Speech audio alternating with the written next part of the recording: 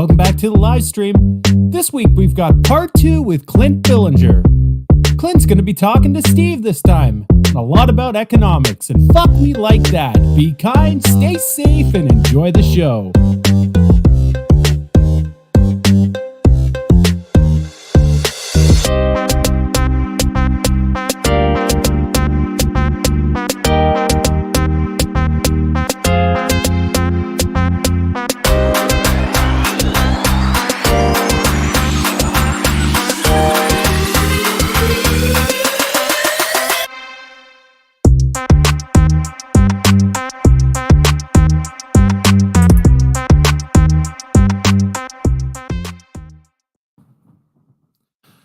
Welcome back to the live stream. We've got Clint Ballinger with us this week. Daniel's in the house. Steve Keen hasn't showed up yet, but you know, he's probably doing his thing. Daniel Sanderson's here. I'm going to bring on Daniel first. Daniel the man, here he is. How you doing, Daniel? Good, man. Good. So I've decided we needed a bit of a relaunch to the show. We needed to freshen things up. What are you thinking so far? That's really impressive. Like the cadence, the artistic design is like bang on. Really, really good.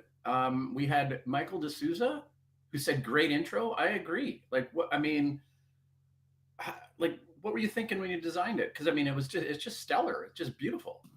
There was something that inspired it, and this is going to go for the people age 35 and older, I would say. There was a sitcom, and maybe somebody can mention it in the comments. There was a sitcom in the 1990s, a teen sitcom where not so much the music, but the graphics inspired it in their intro. And if anybody can figure that out, it would be... it would be interesting. So it was inspired by a 90s TV show. And I was kind of aiming for that cartoonish look with Steve's avatar. So where the fuck is Steve? That's the question. Oh shit! Yeah. I'm trying to think of something like a funny short or something that we can kind of build off that. Where the fuck is Steve Keen? I'm on it. I'm on it. We're gonna do the top chatter and comment list. We still got that going on. That's gonna be your job, I guess, because Steve's not here. So here it is. Read them. Ghost on the Half Shell, Michael D'Souza Cruz, James, Dr. EGI, Dregai, Ray H, Ryan H, Bob Leor, Amber Griorgi, TR, Demand Better Entertainment, Snert Rich, Brown Warrior, WWE Fan 0104, Political Economy 101, Lost Adult, Helkin Antiega, Peter McGilvery, and String Larson. You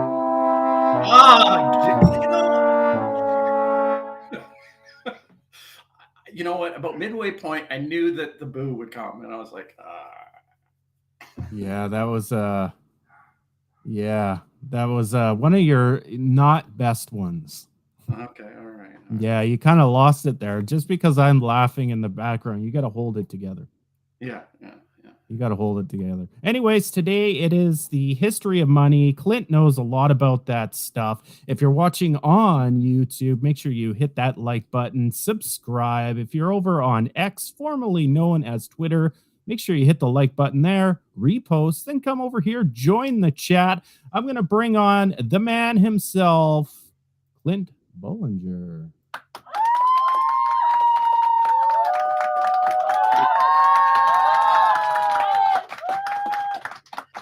Hello. Hey, buddy. How you doing? All right. Just sweltering in the heat here in Dallas.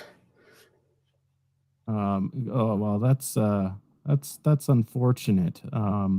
So here's the thing. I'm gonna look at my email here in a second to see where Steve is. The whole plan for the viewers was we had Clint on about 2-3 months ago. Steve was away. Clinton filled in really fine. Did a whole show without Steve, but the whole point is connecting our guests with Steve Keen. So that's rather important. I kind of juggled this one around quite a few times to make Maybe, it happen. I can maybe he doesn't actually like Clint. Have we explored that idea? possibly he He's could be just like, avoiding me. yeah, I don't like that guy. No, since Steve's not here, I would have said it anyways, but he's been he's one of the guys that really clicked on a light bulb. After 2008, all of us were looking at, what in the world was going on, and I hit the debt deflation blog sometime in, I don't know, 2011 or 12 or somewhere around there.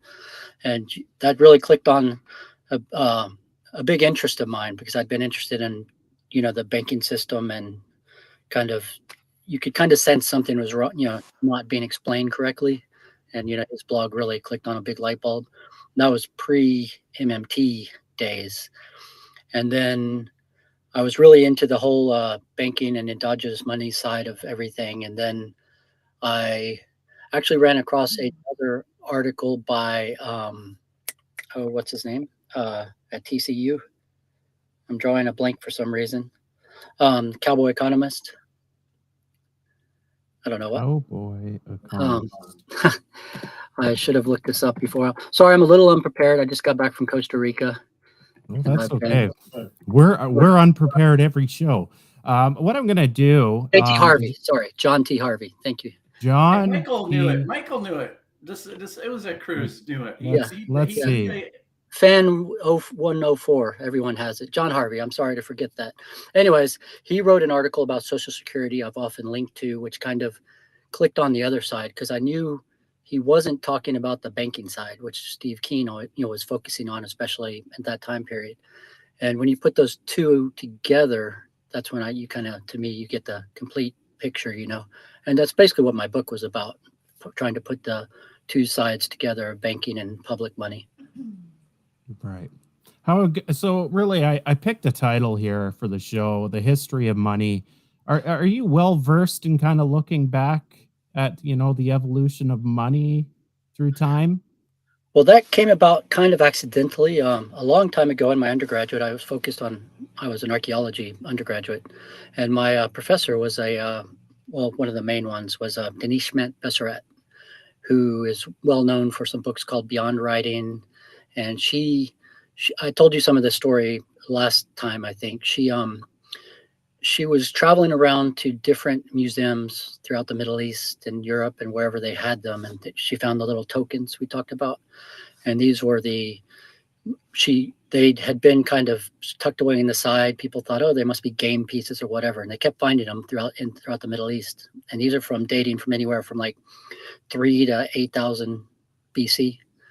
Some even older. And she realized that these were basically accounting units. And the fascinating thing was the shape of these basic tokens was impressed on clay and eventually became cuneiform writing. So basically it's the origins of writing, which is a massive, huge aspect of human development and social development and economic development. But the thing is, they're originally accounting tokens. So they were at the same time, basically the origins of accounting and the origins of writing are the same, which is staggering. And in many ways, you could say that's the origins of money, because, which is also fascinating, because you're accounting commodities. So commodities have something to do with it. The main one being barley for brewing beer, but also sheep and goats and other things. You're using tokens and you're doing accounting. So it's like all the buzzwords for the origin of money are right in that story. Tokens, accounting, commodities in early trade. And so, it's kind of the nexus of everything. So I was really lucky, I guess, to have worked with her. I think I mentioned last time I actually brewed some beer, an ancient Babylonian recipe, the earliest known recipe for beer. I duplicated in my house in Austin. And that was actually my senior project with her. I took a bottle up to the university, and we drank it on my last day, as she did my interview basically for my senior thesis. And that actually is in a book by Tom Standage from The Economist, called The History of the World in 6 Cups, I think he finally called it.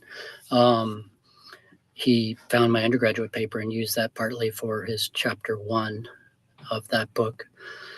So yeah, I've kind of there's an interesting kind of, like I said, nexus of all those themes right there. And beer is involved too, which always makes it better. Oh, that's why I'm highly interested. Sometimes my eyes glaze over with economics, but as soon as you mention alcohol or beer, I'm in. I just want to clarify when you said accounting, it wasn't referring now. I know the story, and I might be wrong. The double entry accounting started in the 1300s or 1400s. So Yeah, you're speaking of just a more single entry accounting started during written history when history started. that's a great question because yeah, it was basically like inventorying might be a better word at first. Right. Obviously, that was still crucial to all kinds of aspects of a more complex society developing, and both the cause and effect, they kind of rise together. But that would be a great question. That would be interesting to get some current experts in that field to see if there's any aspect of that accounting that went on that could be like seen as a kind of proto version of double entry, because in a way you get double entry without even trying sometimes. Like if I give you 10 and in my head I'm like, oh, I gave him 10, that's double entry. Without That's one of the things I'm always trying to point out in my discussions with some of these things with it'll get to the TGA tie, which we've discussed recently. But these numbers, they're inherent. You don't have to write them down or account for them. They're there no matter.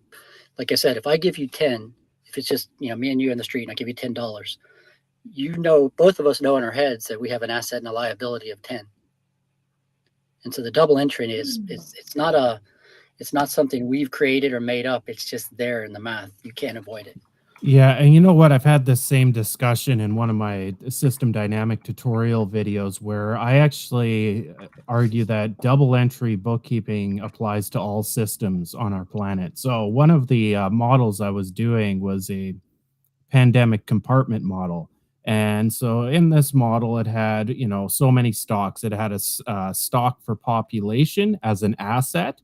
Then in its liabilities, it had susceptible people, infected people, and then I believe it was recovered was the equity column.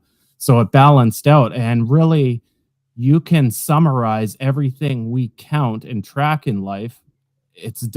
There's an asset and a liability to it. The terminology might get a little bit skewed, but it's very easy in a pandemic model to say, well, the people are an asset, and the virus, the steps you are going through the virus is a liability, and that people that recovered is equity, and it all balances the road to zero at the end. So it's a good way to account for the population using, the, E minus L minus E equals zero concept. And that can be used across, everything in life, kind of like you said, like it's a natural thing. It's not something accountants created. It is just a natural fact of life and counting. Right. And it's the debt, whether it's in your head or written down, to some extent makes no difference. The liabilities and the assets. So Dan, you're going to take over here. I'm going to look for Steve here on the internet. You and Clint have a merry old chat. I'll be right back. There was one commenter, let's see, a while back that was talking about Roman mythology and the let me see, the god of commerce being Mercury, right, from an ancient sort of time. And does that have you think of anything in terms of like Roman Roman influence on trade and commerce? Is there anything that you can say about that? I haven't looked into. I mean, that would certainly be interesting to link any kind of mythology up with some of this, because these basic kind of mythology represents some more basic mental ways of framing the world. So that would also be a fascinating thing. As a matter of fact, in Denise Schmandt-Besserat's class, when you first went in her class, she asked everyone to, can't remember how she did it, but to count. But she explained how these very early accounting was like imagine ancient society, however, 15,000 or 20,000 years ago, many simpler kind of societies, they had the concept of 1, 2, 3, and many. And that was their mental construct. And so you can find it in the vocabulary of the ancient languages, 1, 2, 3, and many. And so the idea of the mental idea of even conceptualizing something above something as simple as just 2 and 3 was kind of a leap. And obviously, once you get into putting measures to the idea of many, that you start getting into a whole new territory, which is clearly related to the development of civilization.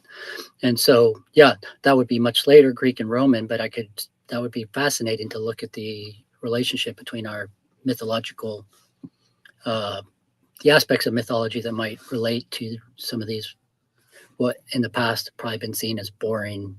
You say accounting and people's minds turn off, but if you could relate some of this mythology to early accounting, that would be fascinating. Mm-hmm, mm-hmm, mm-hmm. Yeah. So I've got bad news. Steve has COVID.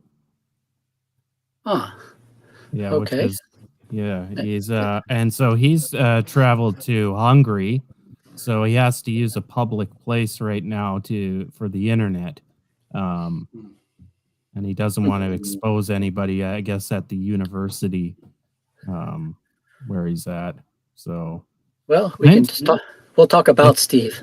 we can talk about Steve, and I guess this is the point where I'm going to tell our audience we're going to have Clint back for a third time sometime later in the fall or winter, so we can actually hook Steve and him up. Well, that's terrible. This I've been watching this new variant go around, and I'm planning some travel soon, and I was also wondering if it's going to cause any problems, Yeah, that's and Steve is actually he wears his mask, and he is like diligent and hasn't caught it once. I've had it twice now in the 3.5 years it's been around. But hopefully he's okay, right? Steve's getting up there in age, so it's always a bit concerning when older people come down with it, because there can be more complications. Ty, you have like a health worker in your family, so that kind of that increases your chances. I'm one of the few people that have never had it. I don't know why. It just yeah. For the record, my wife is a nurse, and she's brought it home to me twice. And it's actually, ironically, it's not from the hospital itself. It's usually a coworker that brings it in from the outside. The hospitals themselves have a lot of protocols. So at this point, at least, where she works, they seem to have a pretty good protocol that there haven't been massive outbreaks that I'm aware of. But because she's interacting with so many coworkers, and the hospital is a very busy place with a lot of employees, it's bound to happen, right? And it's a badge of honor for me. Everything she gives me is a gift in life. So even COVID. Oh my goodness! Wow, that is so cheesy. Does she buy that? Like, does she like that? I'm sure she likes it when I frame it that way. Usually, I cry for 7 days that she's given me a disease and that she needs to take care of me. You milk it. Oh yeah. Man. Oh yeah. Do you get out of dog walks? Yeah. So the structure of it is she's got it first. She's recovering first, right?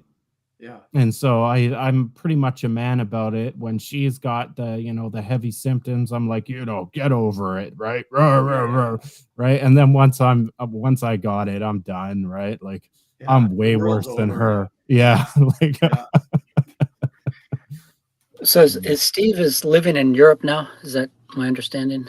So he's taken a position in Hungary. I don't know. Is it only for 6 months? Is it temporary or is it ongoing? Maybe, but he's actually, I think he's teaching, and he's got, provision, a position as a teacher and lecturer. So he actually has a class. He's actually working on curriculum. I'm pretty sure. Because I know he was for a while briefly with Kingston University in England, and then more recently I saw some connection with the UCL, University College London. So yeah, it's kind of hard to keep track. He's moving around. So his history was during the pandemic. He was in Thailand, kind of hiding out there, and then he was selling a flat in Amsterdam. He's got one there, so he went there for a few months. They decided they're going to keep this flat in Amsterdam. Then he started working on the carbon tractor project. So he was between Amsterdam and London for 6, 7 months there, and now he's, after bouncing between Amsterdam and London, he's in Hungary Yeah, it's a teaching. shame because I'm maybe headed to Australia soon, and I was hoping for some reason he might be there, but I don't know when the last time he's spent any significant time in Australia.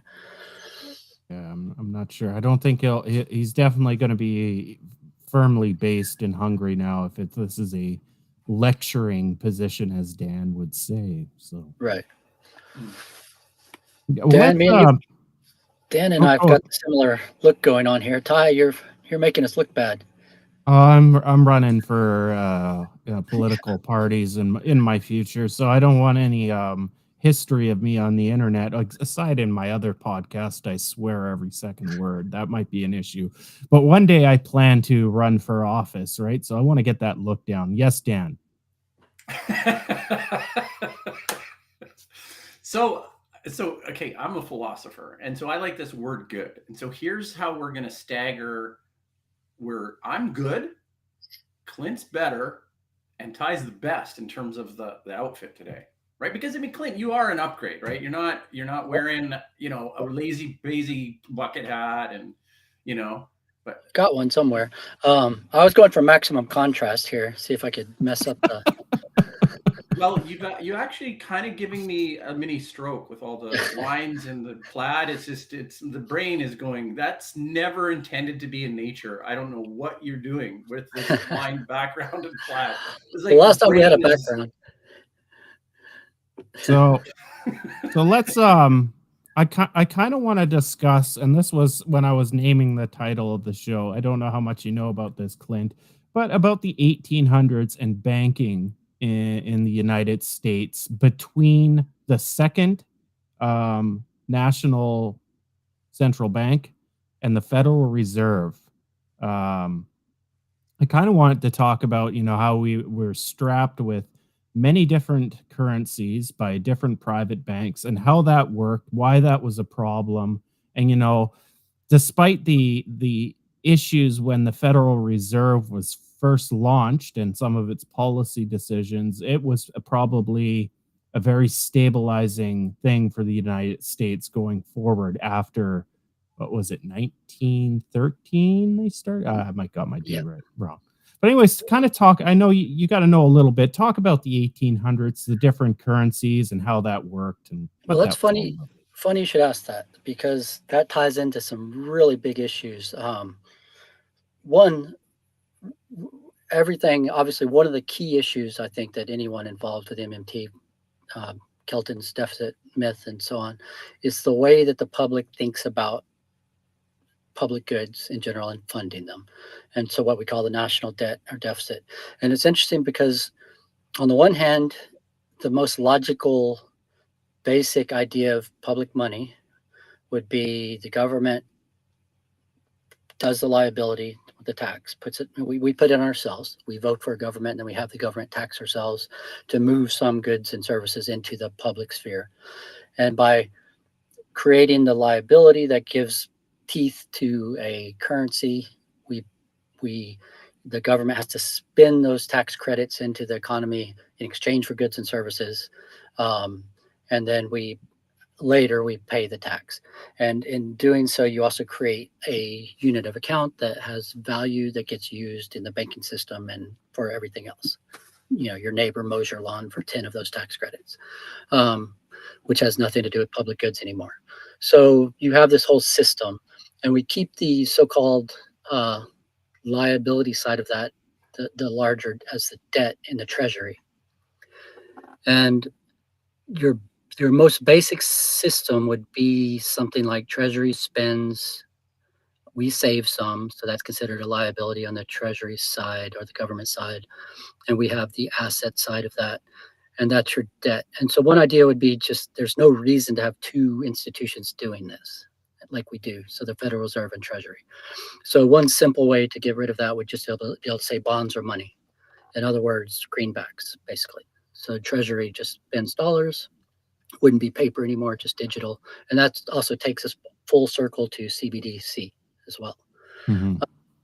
So you're just saying you're basically CBDC at the most basic. We could do it 50 years ago, is just saying in the system we're going to count Treasury units of account as just like you're going to allow you to be able to transact in those.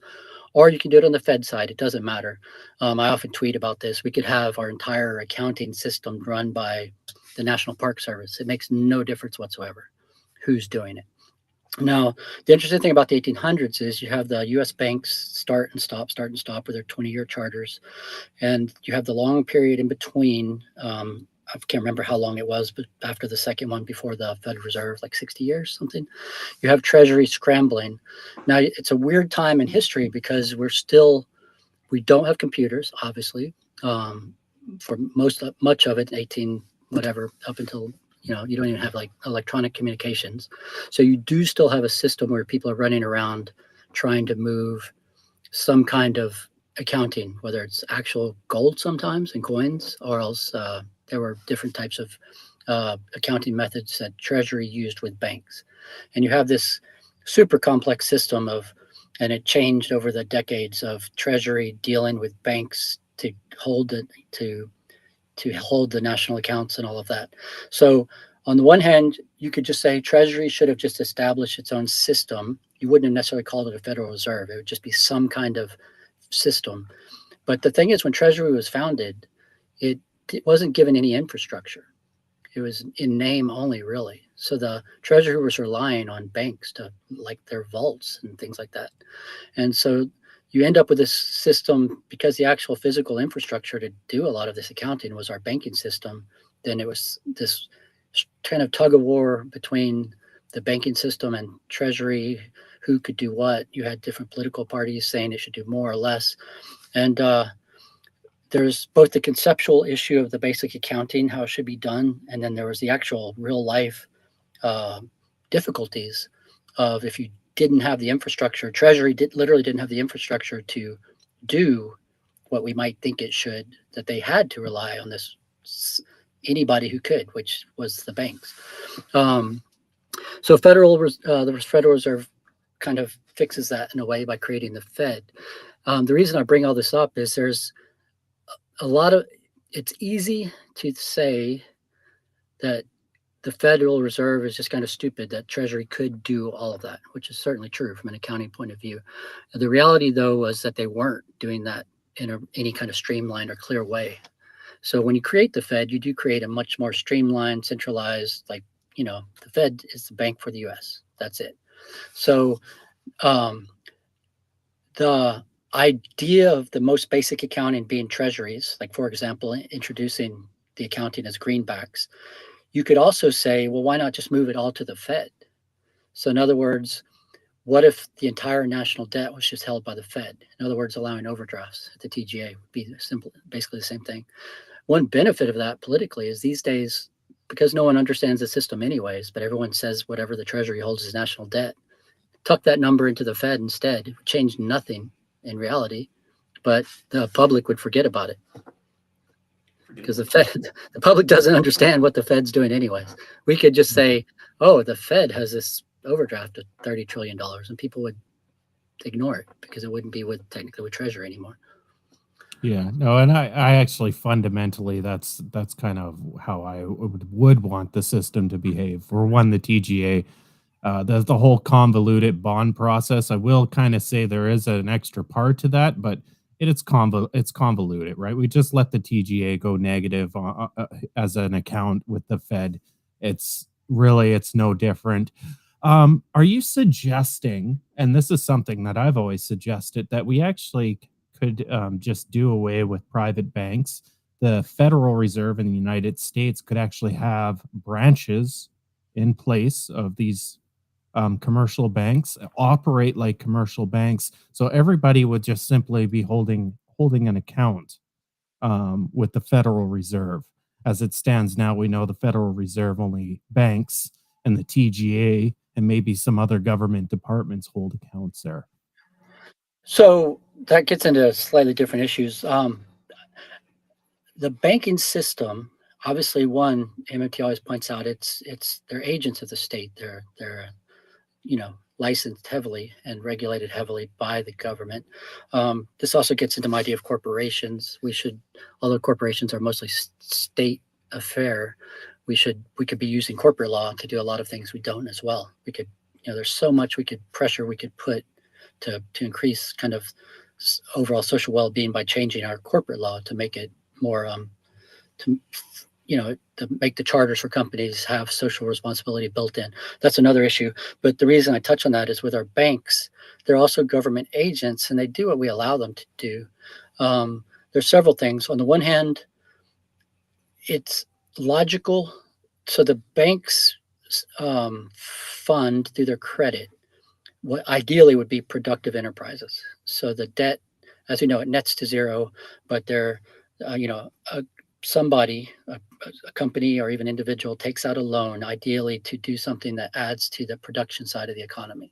That's not always the case, but it's a major part of it. It's understandable, and this isn't some big anti-government thing, but that we want that arm's length from government. So we want public projects to be, hey, our House of Representatives has decided we want to build a dam in Wyoming or whatever. We've decided all the pros and cons. We've decided to do that. Big, huge national projects. But smaller things, the arm's length, I think, is okay. Now, banks should be more local in a way so that people understand the lending aspect. So one, we should separate the payment system from the lending. That's for starters. We should have a narrow banking system that you can opt into anytime you want, run through the post office. So that's in every little town, access to banking and all of that. So we should have a narrow banking system. But the lending side is completely different. We're licensing semi-private, whatever, which usually is not good to mix government and private, but this is an exception. Money is an exception to study the situation, look at people's plans to build or do something, and be able to grant credit for that. That should be allowed, and that should stay at arm's length from government, I think. Right. Interesting. I am, I've put a lot of thought into it. And of course, the argument is, in fact, this is probably, something like I'm suggesting is a lot easier to push up here in Canada. We have 7 banks. And the idea that, 15,000 different bank companies provide better competition's a little bit foreign to us. So Canada would have a better shot at just, doing away with. I'm not saying we're anywhere close to that. We have capitalists here in Canada that strongly agree government shouldn't be involved in banking whatsoever. But it's just something I think about, like, you could have a Federal Reserve Bank, a local Federal Reserve Bank, employing local people that understand the community. So there'd be a local person as a loans officer in this bank that understands the community, that would provide loans for productive enterprises, obviously. It's just a thought of mine. I know myself it's unrealistic. It's not going to happen in my lifetime. I just find, the whole structure of, the monetary system is bloated and it's layers of bygone ages. Like the whole idea of treasuries is really a relic of the gold standard, in my opinion. And we layer, all this history. And so when we make an evolutionary change, when Nixon took us off the gold standard, the structure of how the monetary system worked remained. It remains to this day. And we're left with all these fallacies about money and, fractional reserve banking and whatnot. So, yeah, if people would understand, it's just you can lend, you create bank credit. But in a way, yeah, sure, there's all kinds of financialization that's happening that is a terrible waste of talent, and it makes the economy literally non-understandable. I mean, it's impossible. I'm sure Minsky, you struggle with there's just no way to add in all the factors. So yeah, we could cut a huge layer of that out by streamlining government spending on the one side, making it just one entity without the bonds. There's no reason to offer interest on our tax credit. It makes no sense. And then on the other side, though, you're always going to have lending happening, and so those already licensed, the structure of the entities doing it could be probably streamlined, but they would still, what you said, for example, having a branch of the Federal Reserve doing that's really just a change in what you're calling it. It's just there's some entity that is allowed to extend credit that is legally enforced, that you have to pay back. Yeah, and It's just credit.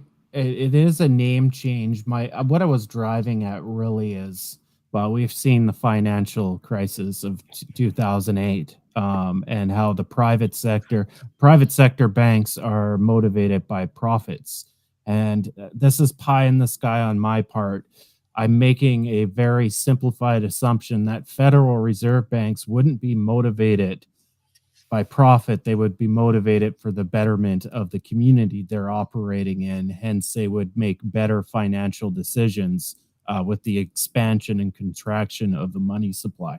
Though I will freely admit that if that was implemented, I'm sure there would be inefficiencies and straight up fraud in that sort of system as well, because you're dealing with humans running a branch. And like you said, it's just a name change and it really depends on the humans working in the branch. So, yeah, I agree. I just, sometimes I live in the pie in the sky where we all have a better world and banks aren't, you know, steadily taking the profit share year by year away from households and normal productive firms.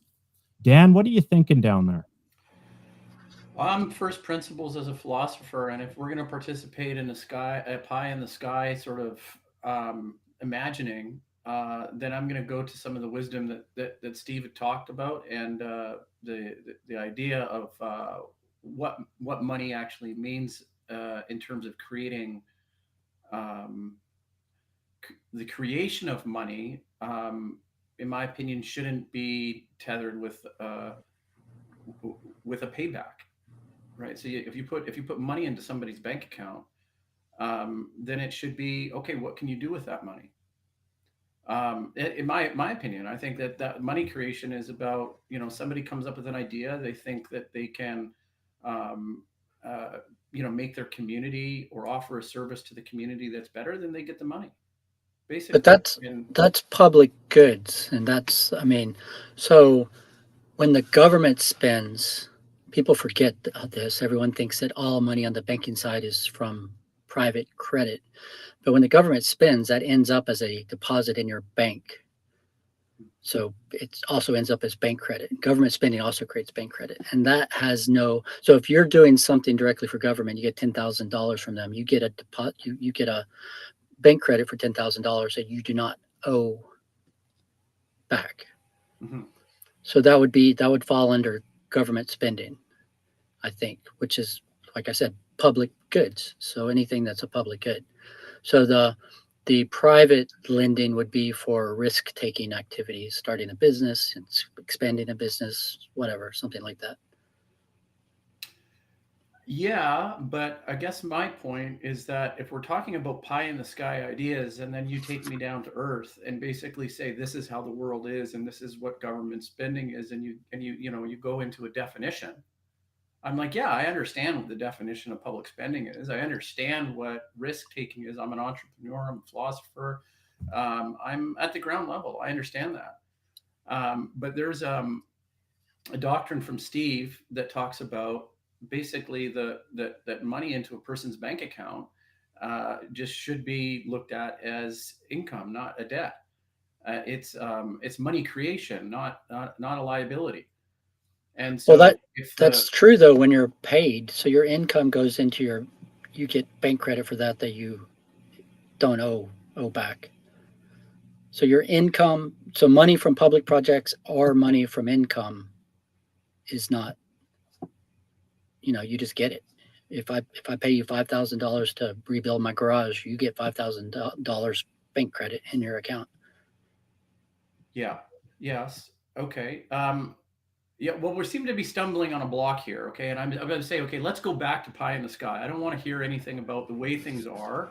I want to say that, and in the spirit of the arm's distance relationship, like the arm's distance away from the government, I think this is the pushback that we see a lot from the right. The MMT represents to the right, it represents untethered government spending, not responsible by any other means other than inflation, right?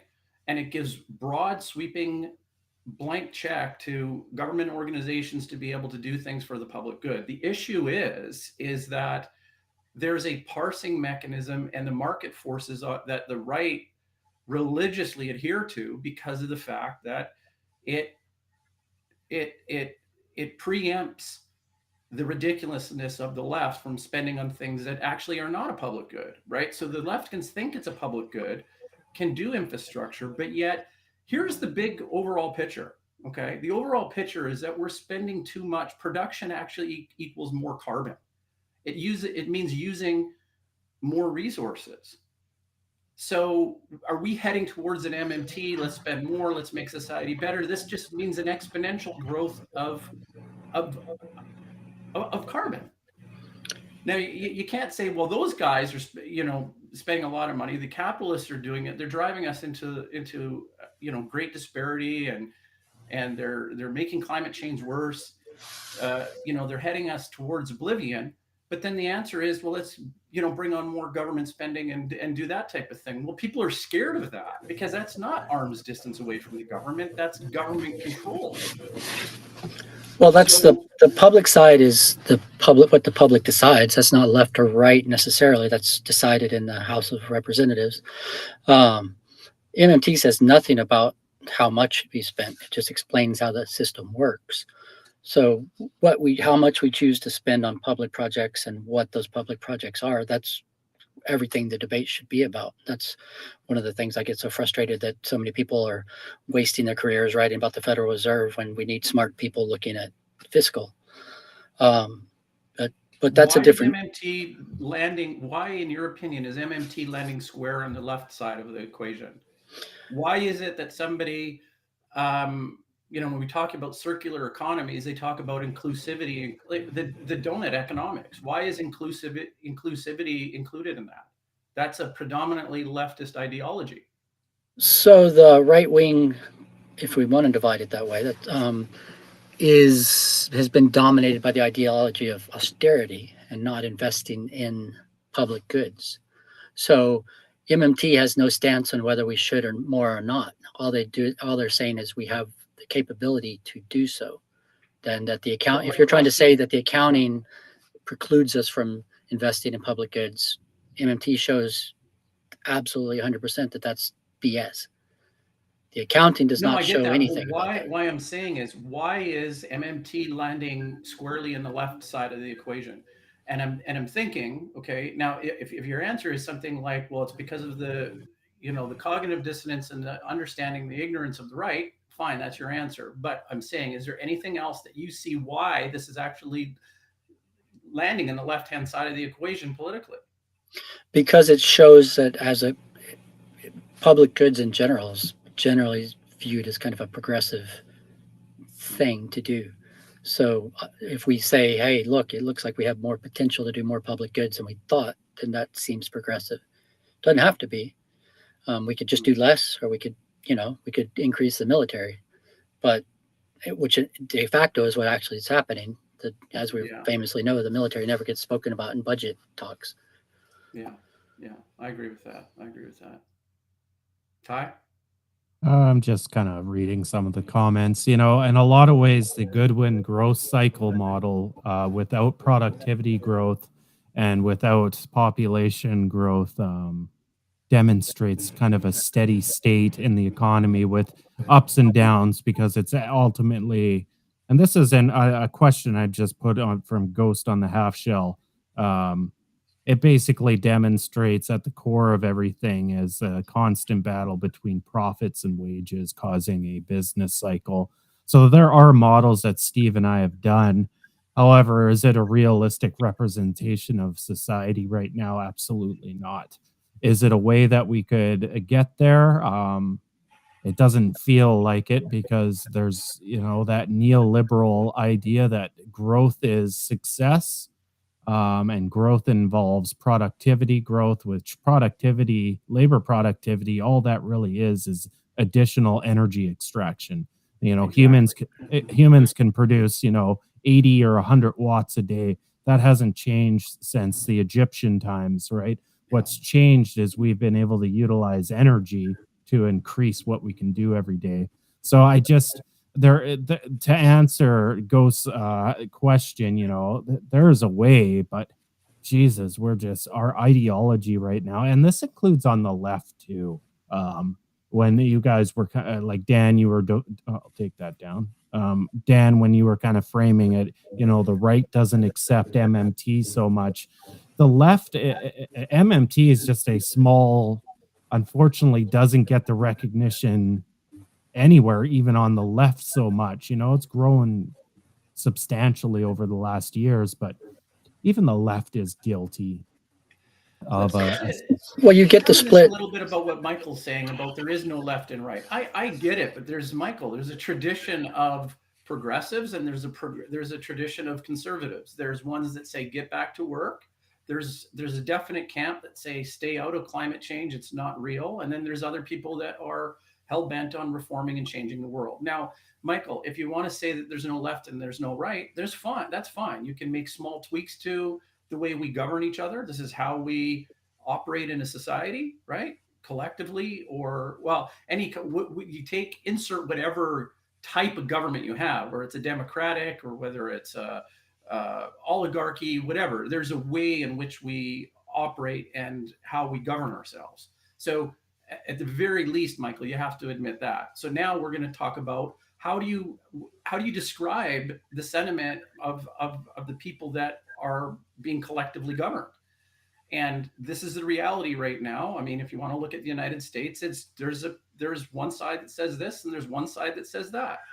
So I'm saying from a point of consilience, how do you bring those two people together? What is the essence of their concerns? Don't get caught up in the talking points. Get caught up in how do you actually bring the two parties together? That's the point that I'm really interested in. Well, I always I like to use the word well-being all the time. So it kind of gets into the degrowth movement and the debates within that, which are within the progressive side usually. But what we're looking at is how to improve our well-being, and whatever that means, whether more technology, less technology, changing the technology, more public investment, different public investment. But we're just all of us want some vague concept of well-being is what we're after. Um, and so one split is you have the people who, due to bad accounting and bad economics, believe austerity is somehow a benefit to an economy. That's been the biggest problem that MMT's pushed back on, is austerity from some kind of accounting point of view makes no sense. We want to invest in ourselves, in the public, and we can do so. And that's the big message of MMT, really. Yes, but it goes back to what Ty's point is that investment equals spend equals production, which equals more carbon.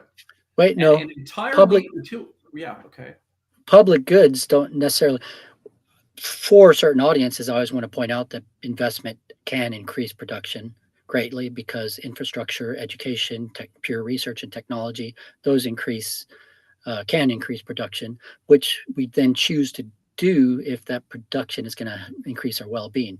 So there's certain widgets in life we all need and want. That's not going to change. So if we can produce those in greater quantity or more efficiently, cheaper, with less materials, that's good. And that can even be good for the environment if we can maintain the production of some things we need, like housing or whatever, but do so more efficiently.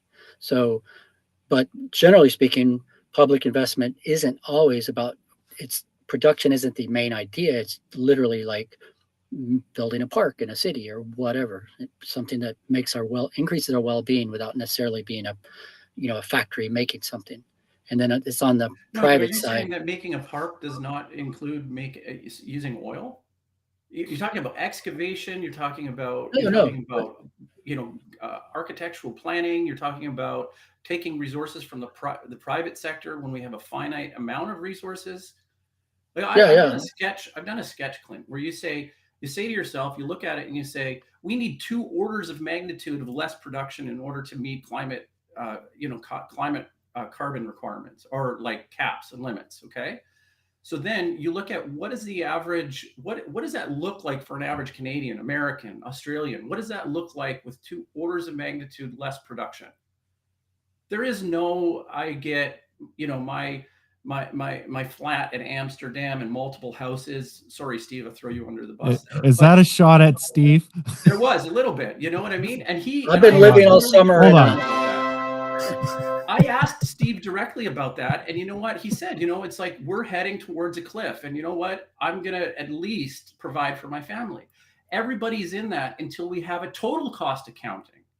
A total cost accounting means that there is only finite amount of carbon that it's like a cheese quota. How much carbon can you use as a country? Well, Canada gets this, US gets this. Now reverse engineer it from that. That's your accounting. Right. These are larger questions about, what are your inputs, the number of people in the world and how many resources every person uses, and which comes down to technology and various things for sure. As far as housing, I'd just like to point out, I've been living for the last 2 months in a place with no electricity off the grid. So I was at least living in some pretty non-resource intensive environment for the last few months. But yeah, that's a huge question that relates to technology and all that. I'm not sure how I see how that relates. It certainly relates to our choices of what public goods to spend, or to organize. That's always a better word to use. And what we allow private production. Sure. That would get back, for example, in what I think we should put in corporate charters. Yeah, but there's no cap on a total amount of production. That's the point. You're living in a paradigm of God spelt this way. GDP. It's still production centric without a cap. You need to put a cap in it. Well, I'm sure many people here are familiar with Stephen Hell and Phil. Anyways, people doing alternatives to GDP, and basically those are once again measures of well-being. That's what we want, as opposed to just production. Yeah, and it's worth noting out, the limits of growth. Didn't want GDP in their model, and what their metric of success was the quality of life and material standard of living, and that those were both actually in conflict. So there's humans are more diverse than this, but there is a set of people that believe the material standard of living is our measure of success. And then there's the quality of life, which is far more abstract. But the quality of life, the way I look at it, is being able to spend more time with your family in the forest that's not polluted, et cetera, et cetera. So, yeah, I agree with Clint. Around that area, we need to, and Dan, we need to simply change our metric of success. And right now, as Dan said, it's GDP is our metric of success, which is a terrible metric to use. The GPI is the genuine progress indicator. That's Phil Lawn, and there's other ones like that. I always find them all very inefficient and not. I disagree with most of the alternatives to GDP that have been come up. The genuine progress indicator, all of these types of things are just less than sufficient.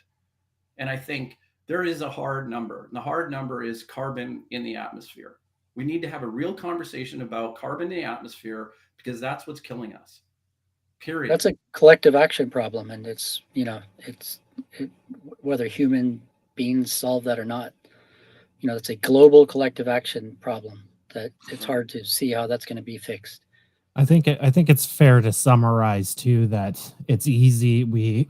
I'm concerned about climate change. That's one of my main focusing aspects of modeling, and it's easy to blame one type of economic school, that comes up with solutions, but it may involve more growth. what I want to say is MMT definitely, I don't think ever sets out to say, let's promote growth so we pump more CO2 in the atmosphere.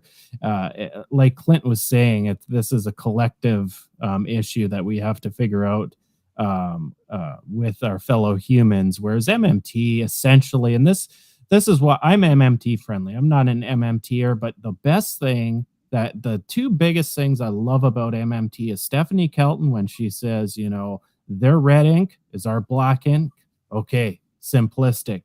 And the other aspect of MMPT I really like for modeling is it's just simply a lens of, the national accounts, the assets and liabilities and the equity, interlocking those different T charts if you're using T charts, or godly tables if you're using the Minsky software. So just hearing you two go back and forth, I don't think MMT is promoting let's pump more CO2 in the atmosphere. Like Well, Clint was obviously not, Is right? Dan, do you think though that investment in green technology and so on can be part of the solution? Because this is obviously a big part of the degrowth argument, and there's pro and cons. Yeah, yes, I do. But I think if we treated our financial resources the same way we did our limited resources in a one-to-one relationship and said we only have so much carbon, now what are we going to invest in? Right? Okay. So what is that green technology that we're going to invest in that's going to maximize the well-being of the citizens for each individual country? And every country has different resources. So inherently, I'm pushing for a little bit more of a nationalistic instead of like a utopian sort of like everybody in the world is going to come together and get this. I think, you got to take it home first. That's where all your laws are, your legislation, your constitutions are all based on national levels. So you need a national by national approach. Okay. Then what I'm saying is that you need the hard, realistic metric of a ceiling with carbon total, like total carbon as that metric for accounting. Okay. You need to do that. If you don't do that, you have an incomplete system.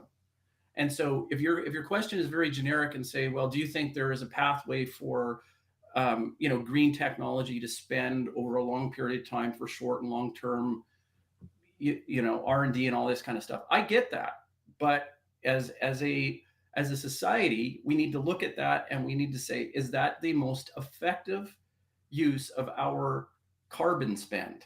Because money equals carbon spend. Okay. And that's it. And I want everybody to have that kind of a conversation. You need a hard limit on it. Otherwise, it's trading one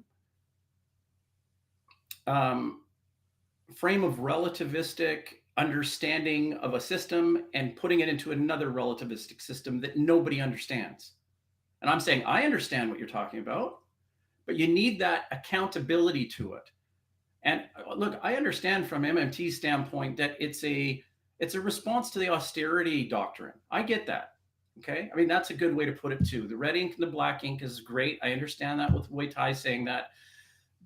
The biggest takeaway that people need to understand with MMT is simply this. You don't have to live in a state of austerity, right? That's basically the claim. Okay. You do not have to treat your government spending like you do your household checkbook or your household spending, right? You don't have to balance the books. Okay. Dan, Yeah. Dan, you're out of time. I'm running a show here. We're going to actually kind of steer the topic into we're going to do something different on the show this week. We've gotten rid of Still Friends after the show. It was corny and dumb. We never expected our guests to stay for 2 hours long, but lo and behold, they have. Steve stays for 2 hours now. So now we're in the second hour. We're going to cover trending news stories and get, the opinions from people like Clint, who is extremely intelligent, from people like Dan, who's extremely intelligent, Steve, and Mike, who are both not here this week. And maybe I'll even give my 2 cents, although I'm not very intelligent at all. So we're going to start doing that. Here's my little cutscene. We'll be right back.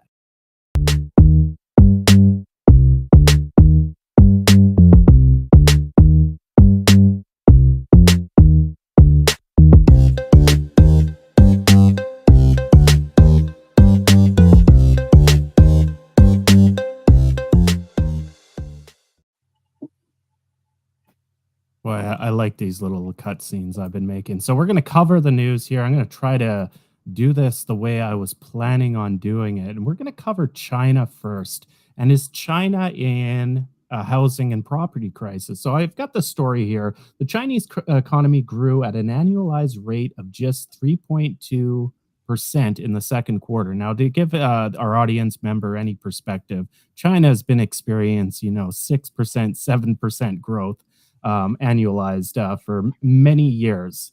And America might be set on an annualized rate to exceed China this year, maybe.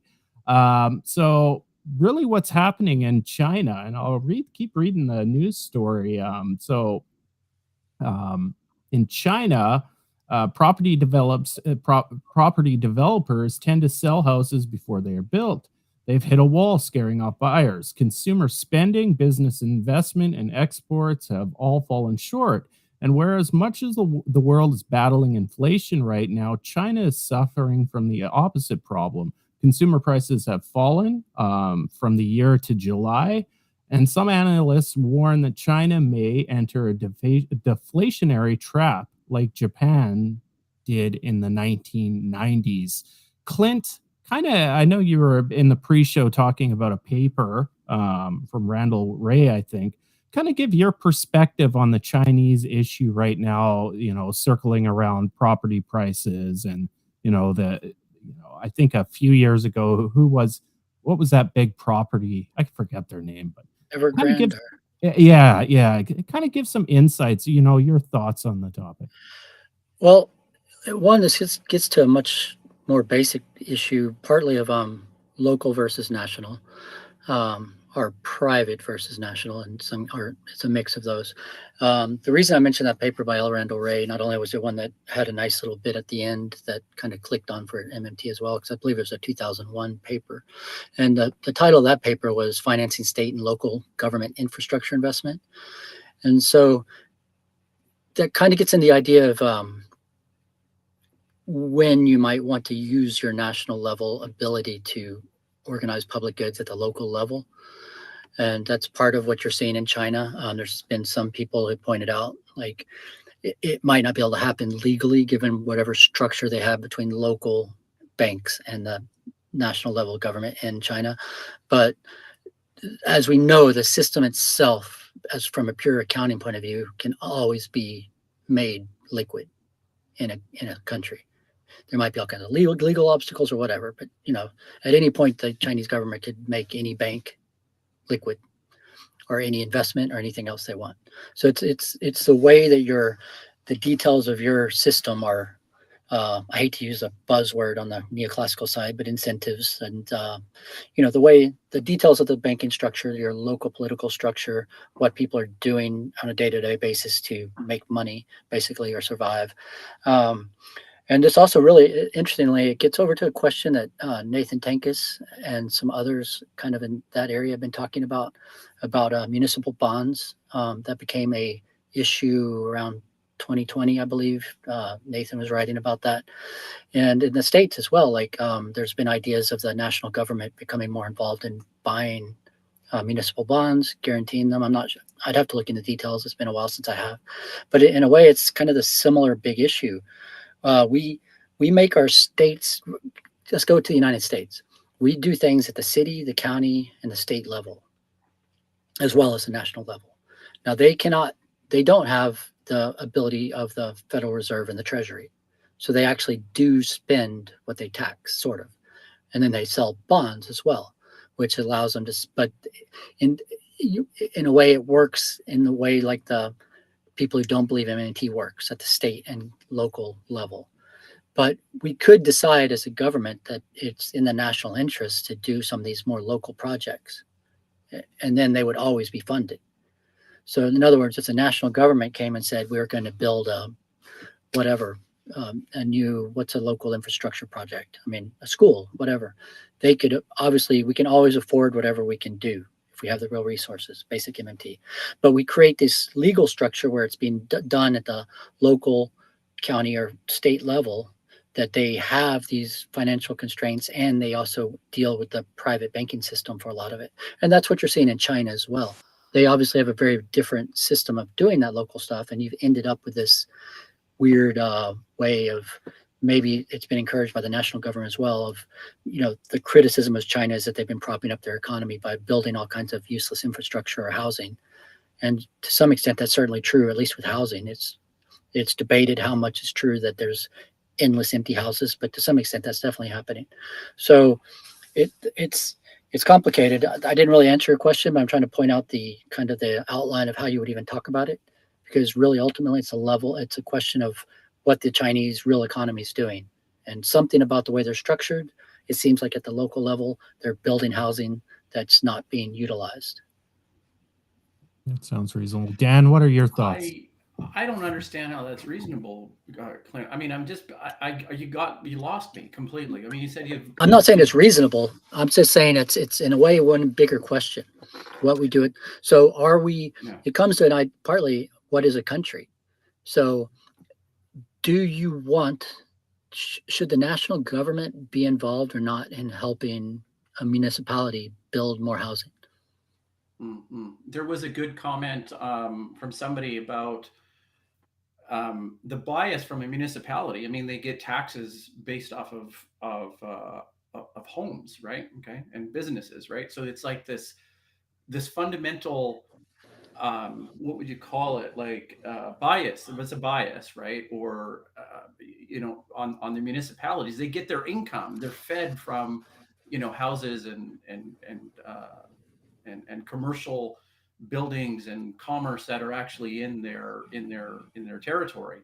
So in the way you're describing this, could this detach the municipalities from that kind of beholden to industry and production? Is that how you would say is one possible solution to the efficiency of money spread and the use of resources? Well, I was specifically talking more about housing and public goods right now, not industry.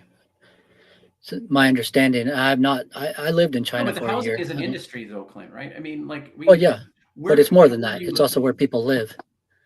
No, I get that, and it's a livelihood for every shopkeeper that actually owns a business, and every entrepreneur that has a job, and every person that has a profession. I get that. So that's a non sequitur. I'm saying there's an industry of houses, right? That in Canada we have builders that go and build in the construction industry. You have architects that are feeding into the permits and housing starts and so on and so forth. So this is an industry. Right. And sure. Do you want to limit the conversation to just housing starts? And let's contrast the difference between housing starts in China and housing starts in North America. Oh, well, I was talking about housing because my understanding that's one of the big areas they're worried about in China. And that is a particularly good example of a usually often viewed as a local issue that's now having a national level effect in China, presumably. Or, that's the idea. That's not all of it, but part of it. And that really comes down to a question of what do we want our local versus our national government to do, and how the banking system is designed, who's providing. What would you suggest? Do you see a solution? What would you suggest? No, not an easy solution. We're dealing with the largest economy in the world, massive in size, population, and physical land size, and everything else. I would only point out that ultimately there's not a problem. There's not a financial problem for China, really. They've got things set up in a way that's not working, but China can bail out anything they want in yuan, and they will. Wow. Okay. All right. Interesting. Yeah. 99 problems, but finance is not one of them in China. You heard it exactly on Steve and Friends. Yeah. Oh, well done, Dan. Well done. It is a problem as it's set up. There's going to be municipalities or businesses, banks, whatever. Oh, you can't leave well enough alone there, Clint. We had a good talking point. We could have taken it back. We could have legislated. We could have lobbied behind the whole thing and say we have the knowledge, right? 99 problem campaign. Come on, Clint. Let me get by this. Come on, this. All right, let's head to China. Let's do it. And I think here's the other thing. I think we should take everybody who's void of a home. There's lots of homes in China. Just let's move them all to China. Well, yeah, they're obviously got a lot wrong. There's supposedly empty houses, and there's still a massive rural poverty problem in China. So obviously, a lot has gone wrong, probably for decades. without a doubt. But it's always a real economy. In other words, China has X amount of resources, X amount of people, and they've built X amount of houses in X amount of locations. Something's obviously wrong if people aren't in those houses. They either built them in the wrong locations. I wouldn't say they necessarily built too many. They built the wrong thing in the wrong place. And then they've have the wrong kind of economy where there's literally many hundreds of millions of people who can't afford to live in those houses that they built. Yeah. It's definitely, you can definitely see the outcome now of that hybrid planned economy and capitalist kind of market system that China's tried to employ for the last 25, 30 years. We are seeing some of the effects, and that's one, building capacity where capacity isn't needed and not having capacity where capacity is needed. That is probably a sign of poor central planning. But on the flip side, like Clint said, China can solve this problem with their own financially with their own currency if they want to go down that road. And I will say, kind of watching the story and not being an expert on it myself, China seems to be far more responsible at really throwing, everything they have in the last 3 years since Evergrande, at trying to change the way these property companies can leverage debt and whatnot, versus a country like the United States that basically flew headfirst into 2008, even though there were lots of warning signs that were simply ignored. We'll move on to the next topic, and we're going to talk about fucking inflation. U.S. inflation continues to decelerate. Although headline inflation rebounded slightly in July, the underlying data suggests that U.S. inflation continues to decelerate.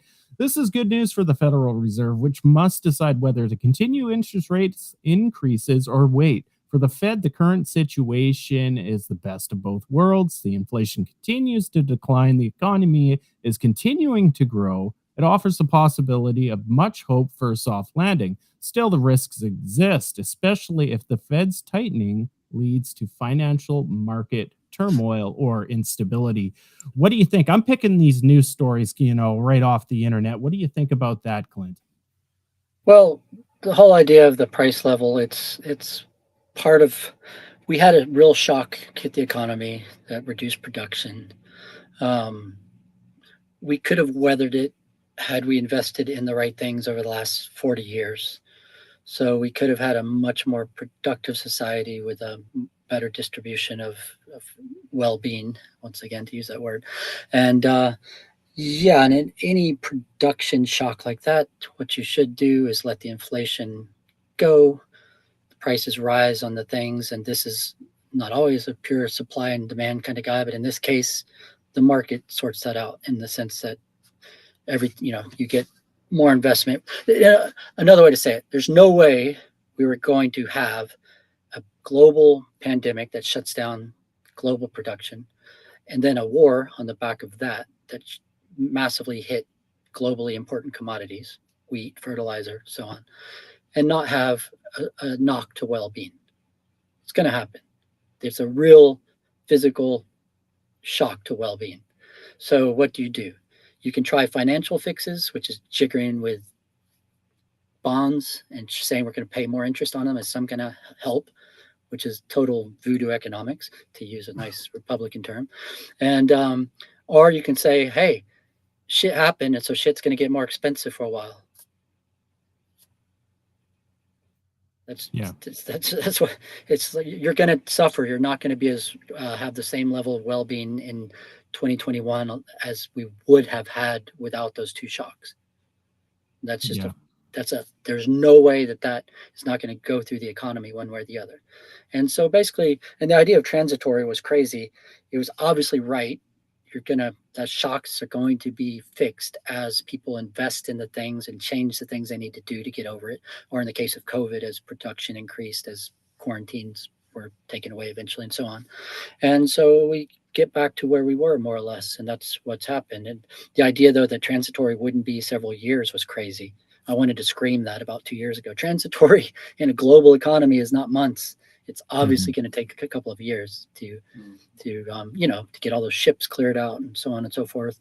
And we would have seen that happen a lot quicker had it not been for the war. But the war came right on the heels of just when. So anyway, we had a real shock. It was a real hit to our well-being of the world, and that's we should have just let that pass through. Any supply side shock, the answer is let the prices rise. Yeah, I Natural agree. austerity. Yeah, I mean, it's not crazy to say that things are going to cost more when we've quit producing them. Yeah, For a I little agree. while. And I've up here in Canada, we had a really good relief program, and I've argued that obviously the start of inflation was supply shocks across the globe. And as Clint pointed out, there's not a whole lot you can do about that. That is, an external, exogenous to the world system. It is what it is.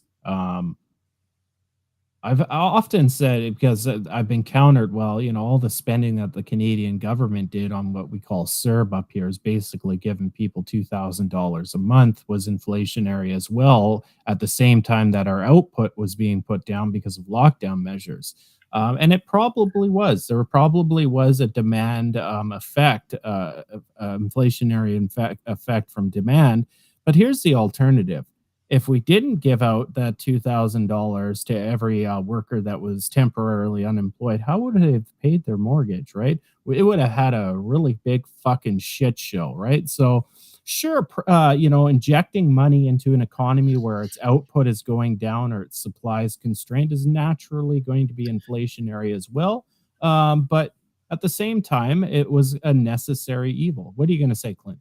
Well, yeah, partly it's just a shift. So we have, once again, it's always the real economy that matters. You had X amount of production pre-COVID and pre-Ukraine. It decreased because of COVID and Ukraine. Somebody's going to pay that price. It's kind of like profit and wages. Real economics shows that that's always a political struggle. From amount of production, it's a political struggle how much of that real resources different parts of the economy get. And it was the same when we transferred money. The decision was made that the middle class and poorer people would not take the entire hit from that. So we shifted, same amount of stuff was being produced, but we shifted it who was going to get a slice of that pie. And we increased what the basically kind of normal people were going to get by giving them checks in Canada and the United States and other places. The other aspect of that too is illegal, is like it or not, we have a system that is all it is contracts. And so you have all kinds of contracts that in a contraction we're going to get broken.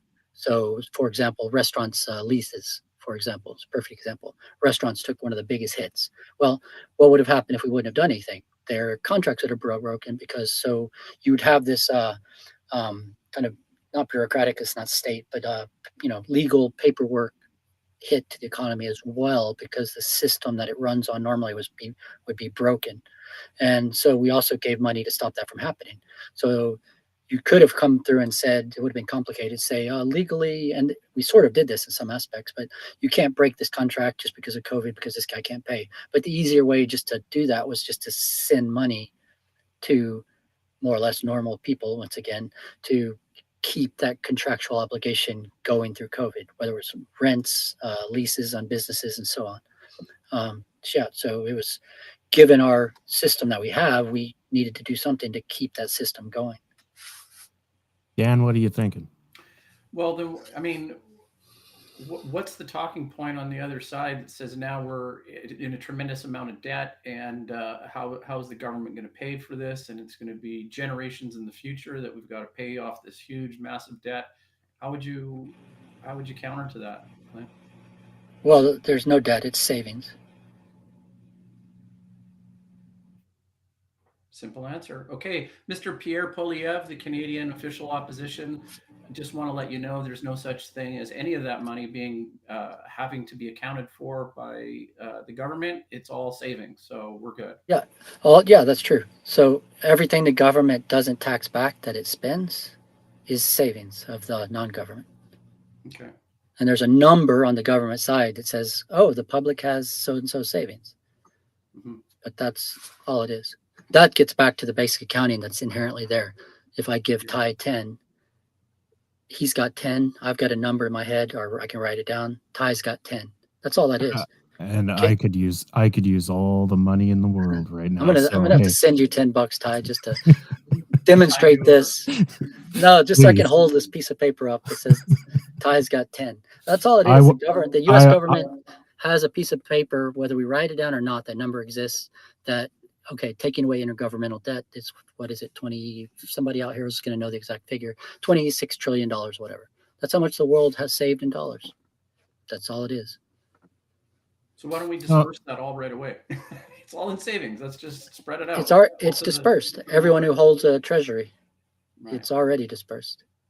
So we got WWE fan here. I didn't actually put the brick topic in for this week because I figured we'd have Mike and Steve here, and we would have gone a lot longer with each question. Josh, I'm going to cover actually the bricks on my podcast tomorrow. I'm going to be relating it to Putin and capital flows.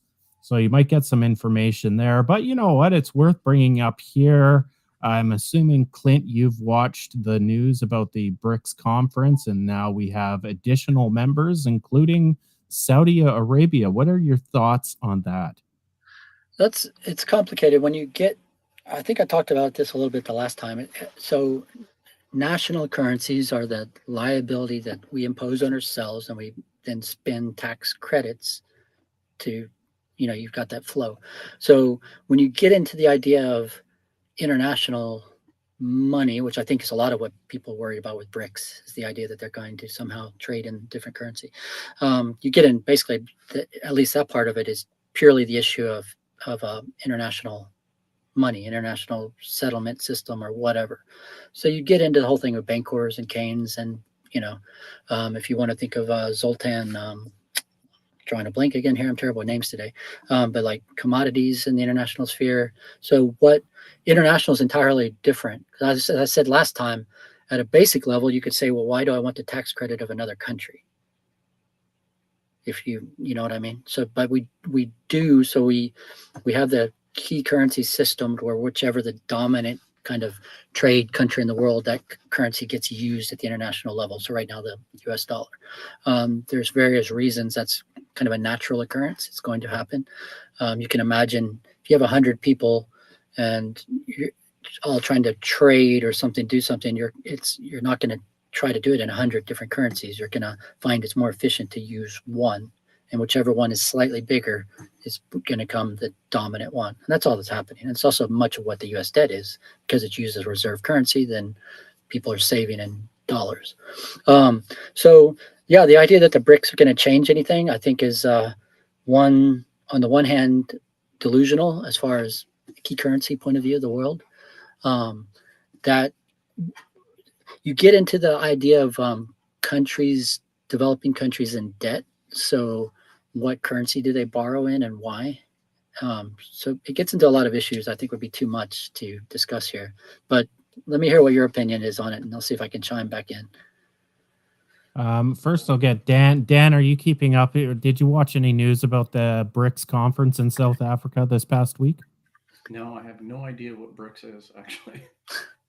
Yeah, so you'll have to watch my podcast being released tomorrow at 10 a.m., the Tykeen's podcast. It's titled Putin and His Capital Flows. And just some insight for Dan then, and anybody who's watching who may not know, although we've got some of the smartest viewers on the planet. BRICS stands for, it's an acronym for Brazil, Russia, India, China, and the latest member until yesterday or the day before, South Africa. That is what BRICS is. It's a coalition of countries. One of the issues with the BRICS right now is, for me to take it serious, is that the three of the countries that were supposed to be, moving up there in economic growth or, economic superiority never really panned out. That's Russia, Brazil, and South Africa. The two that have are obviously China and India. But the ironic thing with those two is they're geopolitical rivals. So they are literally a year after having literally conflicts on their border with both their sets of soldiers, and they're part of this group that's supposed to counterbalance the G7. Uh, my opinion on it is we should actually really aim for the G20 and be inclusive with those five countries, Saudi Arabia now, and a few others, and with the G7. I What is it the that, what issues do the BRICS address that you were talking about in the show? What would be what some of the, what would they address? yeah, like what's the, One of them is a geopolitical addressment. Is it's a counterbalance to the West. Um, I have to admit that when I look at the global political system in aggregate, we're not really the good ones. We are the evil ones. We go into other countries. We bomb children and innocent people. Afghanistan is an example. Iraq's an example. Libya, we've had interventions. So we are a huge, powerful empire on the West, a collective of countries. And the benefits of BRICS is that political counterbalance. Um, it could be. I'm not saying it is. I think it's an inefficient group at this point because of the reasons I pointed out. For one, China and India don't even get along for the most part and can't see eye to eye on most issues. And the other three major components of it, well, Russia, we're watching that country unfold and their capabilities.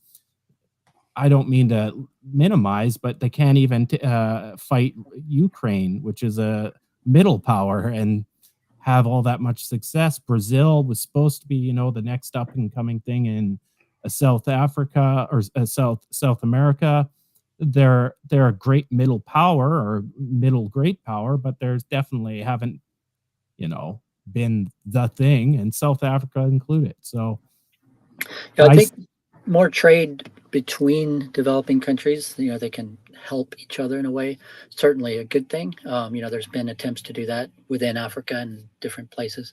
Um, and the idea of decoupling from the global financial system as it is certainly can make some sense in the abstract, but it's hard to see anything actually happening, from this. What are they actually going to do? Yeah, I agree. At this point, the BRICS, and each conference they have each year is purely symbolic at this point. Until because their ideologies in each country are so different, and now with the inclusion of Saudi Arabia, I know the news is, reported, well, oh, this is a major energy shift. Saudi Arabia is not going to stop doing business with the West. We're their biggest customer, right? And so there's no unity there. There has to be this unified ideology. If it is relates to helping the global South and developing nations, and that the BRICS is a tool for that, there has to be some good unity within that organization. And I don't see it at this point. It's purely symbolic, and it's a news story once a year. Yeah, it seems to me like it's the reason it's taken off kind of in social media was it's related to the de-dollarization kind of group. That's which basically, once again, then you start getting back into the whole realm of international lending and the key currency, um, which unless you get into those issues, it's just all hot air. Right. Yeah. Dan, any final thoughts? No, I think they're, well, yeah. So I do have a final thought. I mean, those countries are, yeah, they're very nationalistic. The countries that we're looking at there, and it's just ironic that they would want to unify in any sort of significant way. Um, as a Platonic philosopher, you look at things and you think about the opposites, and it's an interesting exercise to look at the G7 and say that something like a self-organized BRICS entity is actually an opposite of that. But I don't think it's a direct comparison. I don't think the two correlate as opposites. I think this is just symptomatic of people not knowing how the global power dynamic and the distribution of wealth and resources are actually going to be unfold over the next 10 to 50 years. I think there's a lot of unknown. Yeah, and just Josh, I think this comment was me saying that we're basically the evil empire of the world. We are, but by no means are the citizens, the common citizens like yourself or myself or Dan or Clint, do we support the fuckery that we've seen and what we've done in the Middle East and whatnot. We gotta make sure we actually check out Clint's website, clintballinger.com. Maybe I'll type that in the chat. Make sure you check out. He's got a link here. Supranational currencies. That looks really cool. Yeah, maybe. Yeah, I tried to explore the basic kind of how we should even think about these issues from a really fundamental. One interesting thing is I got back to barter, which is the foundings of money. Because why did I do that? Because when you talk about supranational currencies, international currencies, whether it's Keynes, Bancor, or whatever, so the development of what we call money seems to have had to do with exchanging with outgroups at the very earliest stages. So there's all kinds of within groups, as like the Graeber critique, it was that you do things based on reciprocity and kinship and all this favors and all these things. So Polanyi himself talks though about that money actually started when people came up against foreigners, whether it's a tribe or whatever that has different customs than you, then you can't say, oh, I'm going to do this customary thing with you. So that's where commodity exchange began.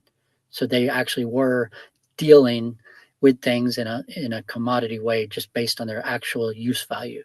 And that thinking about that very most fundamental issue of money is also how I think we have to think about international currency today.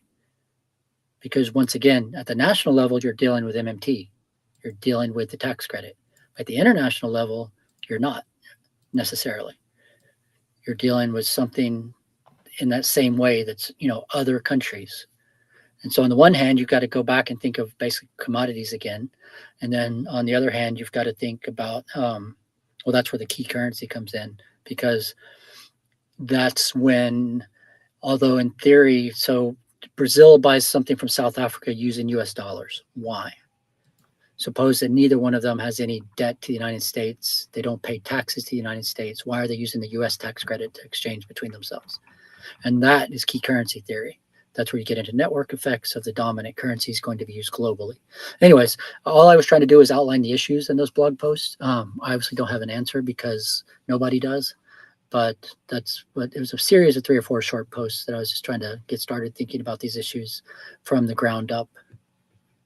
Well, I want to push back a little bit on the barter origin. Wasn't it Graeber that said that the barter as an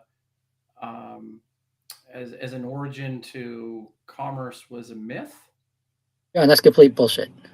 Okay, so barter was the origin of... No, the barter story is misunderstood. The barter story precisely says that there will not be barter in a large, complex society, which is what we find. The barter story says barter will be replaced by commodity exchange, which is exactly what the archaeological record shows. The only thing is it was being talked about in the 1700s by a bunch of people who thought the world was 3,000 years old. So we find commodity exchange 9,000 years ago. And that wait, the world's older than 3,000 years? Yeah, so basically, Adam Smith and these guys, there was no anthropology or archaeology back then, and so they had their timeline all wrong. But the basic idea, you have a shift from whatever you had before. Now, I mean, obviously, so imagine 50,000 years ago, some point, I don't care if it's 10,000, 20,000, 80,000, it doesn't matter. At some point, it's before accounting and before money. At some point, a million years, I don't care. So obviously, at some point, you would have had people. So you would have had Graeber's kinship exchange, ritualistic exchange, or whatever you want to call it, within groups. But that's exactly what Polanyi himself said, is that those groups would run into outside groups at some point. And those groups wouldn't care about your weird rituals or your weird promises based on your great uncle or whatever. So they would be like, I want your obsidian because it's sharp. And so you would, and you'd be like, well, man, I'm starving. You've got some wheat. So exchange happened for sure. We know that. So what you get with what the barter story says is that that's inefficient, and you will end up with this kind of middle commodity that everyone can agree on its value. And that'll be something like wheat or barley or obsidian or salt. In fact, salt and grain, usually barley, became the basis of that. So exactly what the barter story says happened did happen. We've got archaeological records out the wazoo. So I don't know why everyone thinks that the barter myth supposedly ever said that. The whole myth, the barter story says that you won't have large complex societies based on barter. And guess what? We don't have large complex societies based on barter. So I don't know where the myth comes in. Anyway, so and I didn't like Graeber's book because it was a lot of hand waving about ritualistic exchange when that's not the issue. And within his own book, he quotes Polanyi. Polanyi himself says that you will get the origins of money when you have, I've got the quote somewhere here actually, but basically when you have outsiders meeting each other, you travel at some point, a tribe in wherever in Mesopotamia is going to run into a distant tribe that they share nothing in common with, but they do have some barley, and you know what barley is. So we'll take a unit of measure, and that's where you get your units of account. As I point out in another blog, you have formal systems of liabilities form, taxes, in, for example, Sumeria. But you can't have formal liabilities unless you have formal assets first. Yeah. Because what am I I can't say you owe me 10 of these. And I'm like, well, what are these? You have to have some measure. So that's a unit of account comes into the story as well. Anyway, so we're dealing with those exact same issues at the international level now. And I think there's some value to looking at the international system, people talking about de-dollarization, about talking a new currency, about Keynes Bancor, whatever, and thinking about these basic issues once again. What does it even mean to exchange between Brazil and South Africa? So in dollars.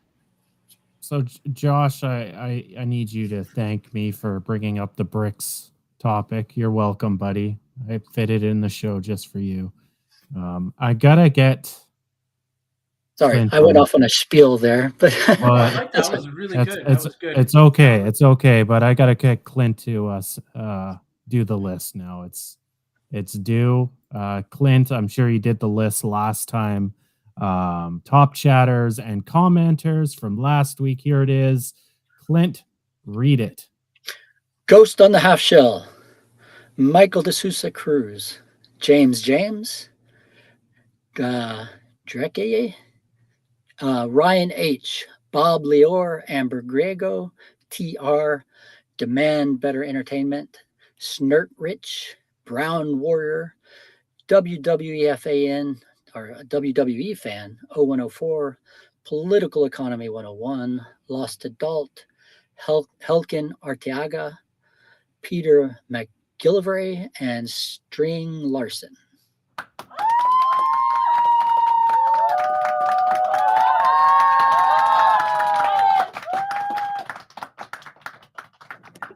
Now, I don't want to hurt Dan's feelings. So Dan didn't really get the cheers there, but because Clint's a guest and a reoccurring guest, I want to make him feel welcome. So he did a great job on the list. Good job, buddy. Thanks for reading it. I don't think I have a career as an announcer coming up. Oh, I'm sorry too. I didn't seem to sound too. Are you saying you gave him Clint a handicap? Is that what you're trying to say? Yeah. Does Dan usually read those? No. We all take turns. He throws anybody into that, right? And but we just get the most original names that sometimes they're hard to pronounce. I mean, we're talking about okay, you use Ty's words like the smartest people on the planet are actually watching this show, right? Why do you have to pick such difficult, hard, complicated names to say, right? Like Snertrich.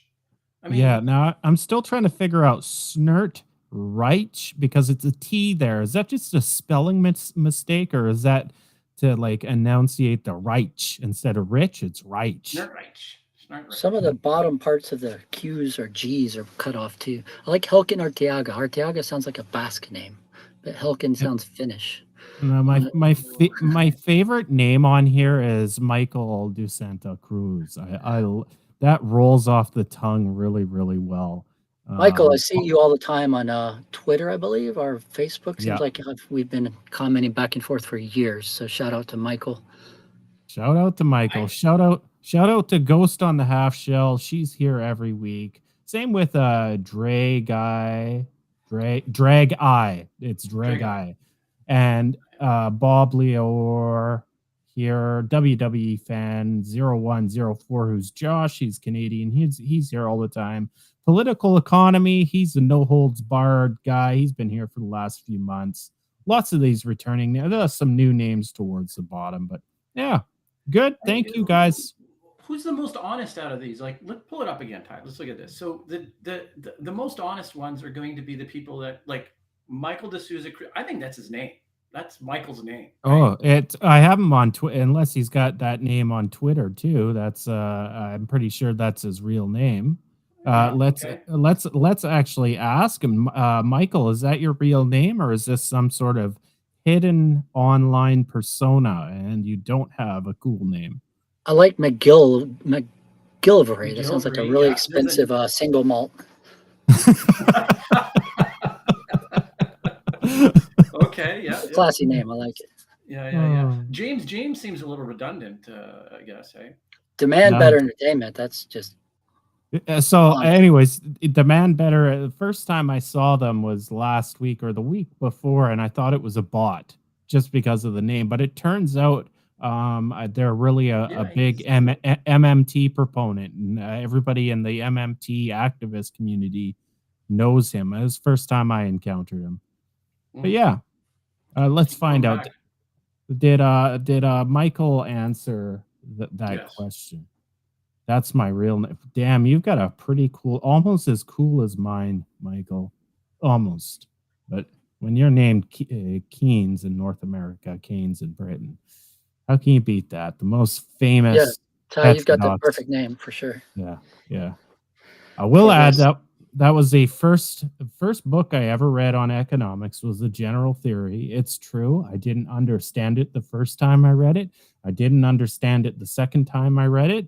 And I recently read it maybe about 3 years ago, and I still didn't really understand it. And I think really if somebody asked me, read Keynes or not, I would say read chapter 17. It's the most relevant. And his two papers from 1937, not to be confused with his book. One's called The General Theory of Employment, not interest in money, but just the general theory of employment. And I forget the other name. A lot more refined writing 2 or 3 years later.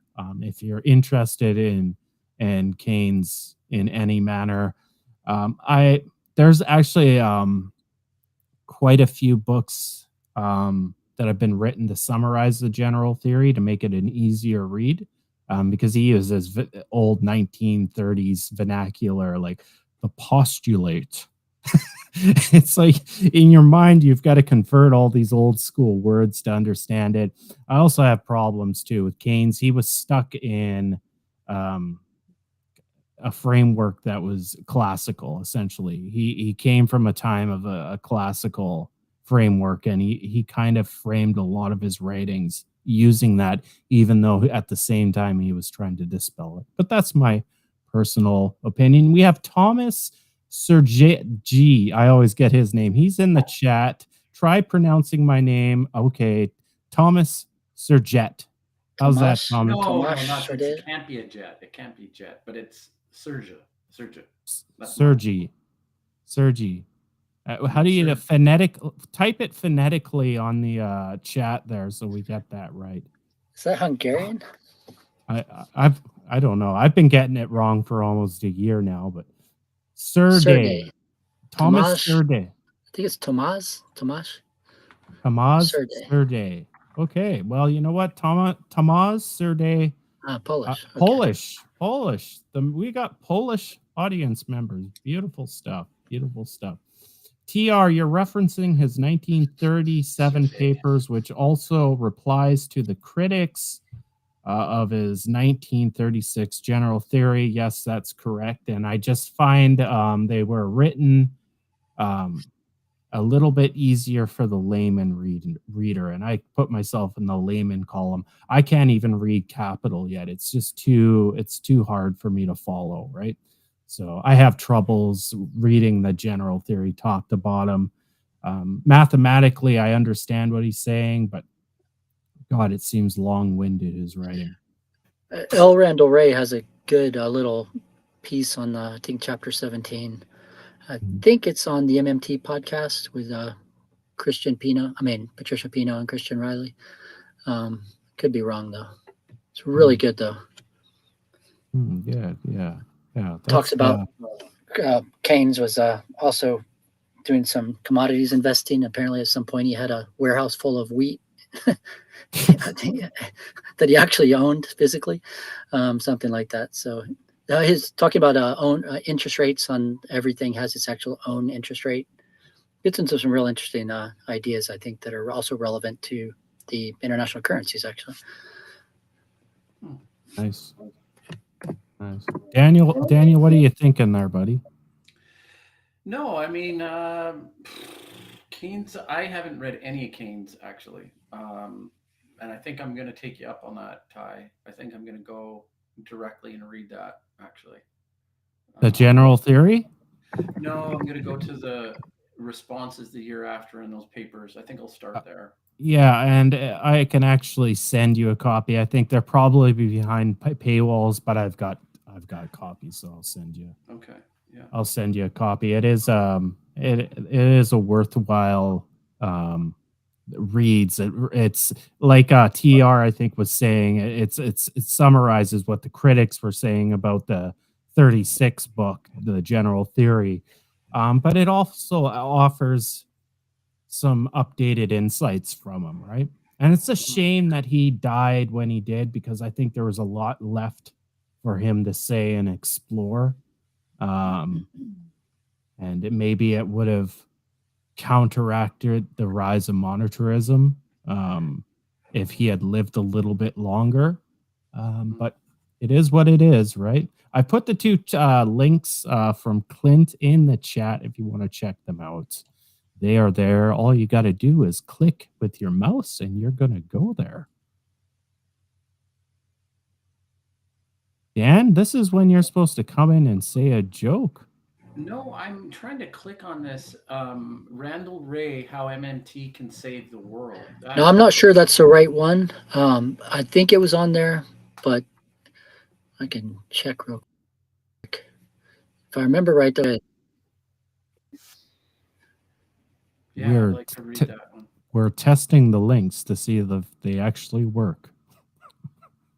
Well, that one is definitely Randall Ray on there. I just don't know if that's the one where he talks about Keynes. Okay. It's pretty interesting stuff about Keynes. Well, out of all the MMT academics, the leading ones, him and Stephanie are my favorite.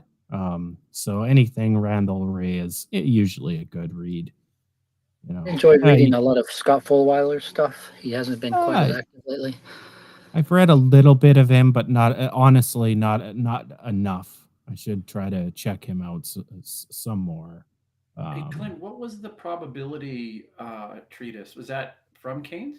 So that's kind of relates. I have some interest in probability and randomness, different than economics, although it relates sometimes.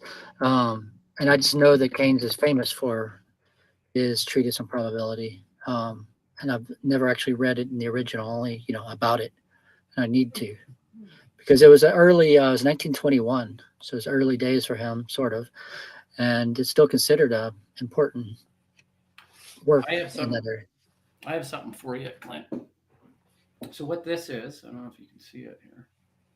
Okay, so this is an astraguli, right? I gotta get in the camera here.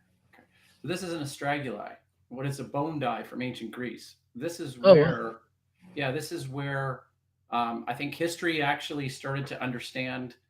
Put it up to the camera so we can see it. Okay.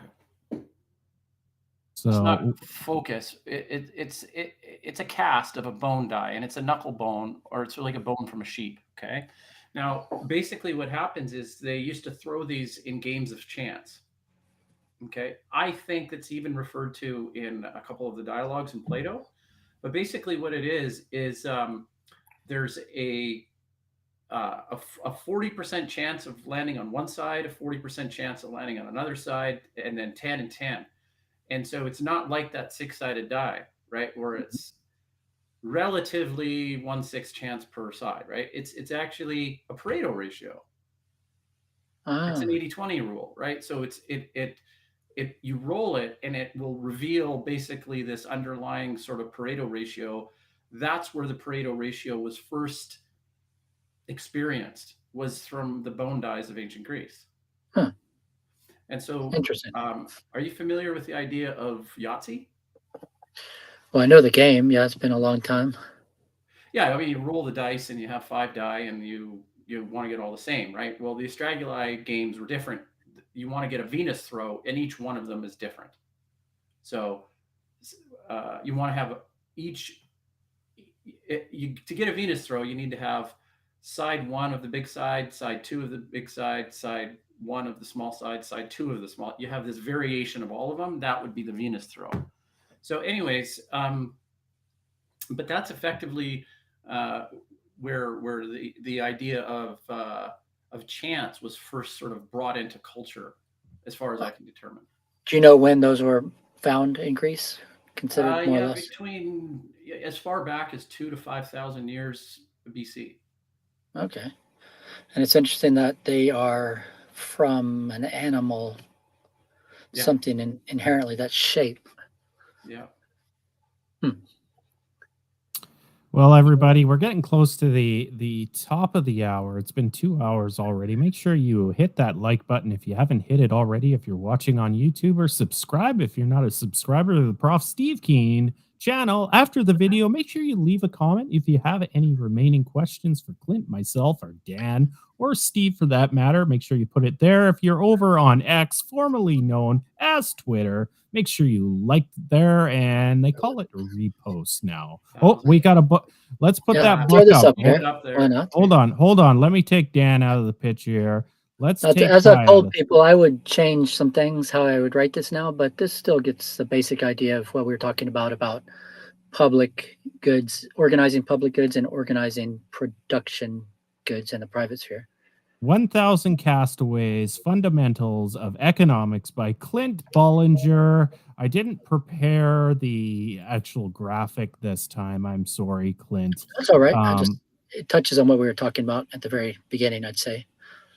Make sure everybody you check that out. What's it called again? 1,000 Castaways, Fundamentals of Economics. Yeah, and that was purposeful, the fundamentals. I was wanting to have the same title as something like a Mankiw textbook or something, because directly saying that they're wrong, basically.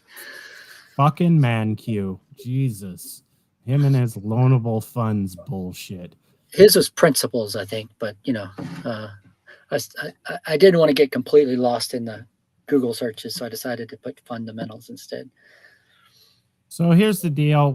I'll communicate with you somewhere offline, email or on Twitter, and we'll arrange a part 3 because I need to get you together with Steve. So I know you're off to Australia, but we'll try to work out a time maybe in October, November, and we will get you hooked up. I promise you that. Sure. So, I just think of this as like pre-show, a couple of pre-shows to get warmed up. 4 hours of pre-show before the main show. Anyways, guys, I'm Ty Keens. We got Daniel Sanderson and Clint Ballinger. We will see you again next week. Bye-bye.